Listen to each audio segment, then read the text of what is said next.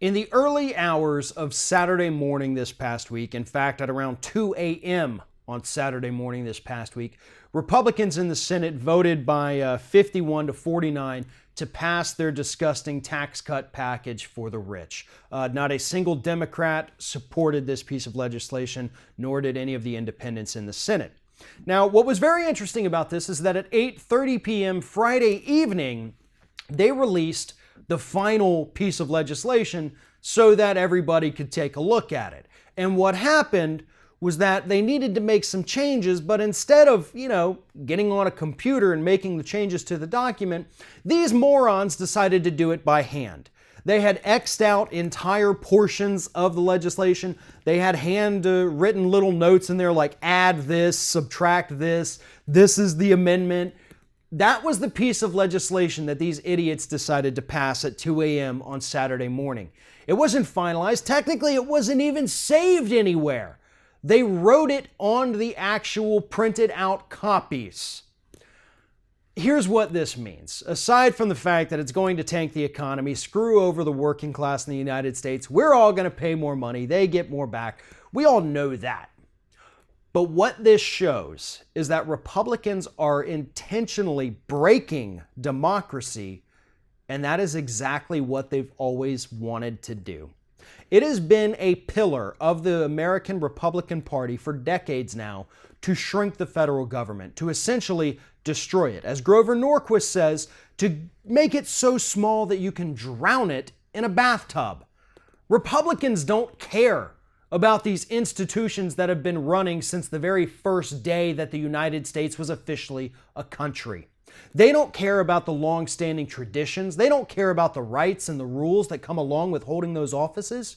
All they know is that back in 2010, a Supreme Court decision came down in the Citizens United case that allowed them to receive unlimited corporate money for their campaigns. And ever since that day, and to be honest, probably even a little before that, but ever since that particular day, they threw all pretense out the window. And they made it abundantly clear at every given opportunity that their only goal as legislators is to make their corporate donors wealthier. That is what this tax bill is about, and that is what this assault on the federal government is about. And that is exactly what it is. This is an assault on our governing institutions. This is an assault on American democracy, on the Senate itself, on the House itself, and certainly on the presidency itself.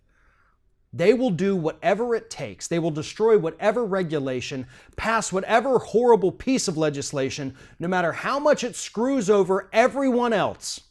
If it gives one extra dime to their donors, they are going to support it because they don't care about the American public. They don't care about the position that they hold. They don't care about the responsibilities that go along with it. All they care about is who is going to fill their campaign coffers the next time they come knocking for re-election.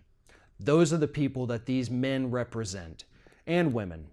A few months ago, whatever it was, when we had a few Republicans who made a good decision to kill the repeal and replace attempt by Republicans, Murkowski, Collins, McCain, all of that grandstanding that these folks did, Flake with his constant attacks on the president, it meant nothing.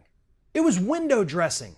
All of these jackasses just turned around on Saturday morning and voted for this tax cut bill that's going to strip people of their health insurance. I believe about 14 million people stand to lose their health insurance as a result of this piece of legislation. So everything doesn't matter. The things they said, they're standing up to Trump, they're standing up for the working class.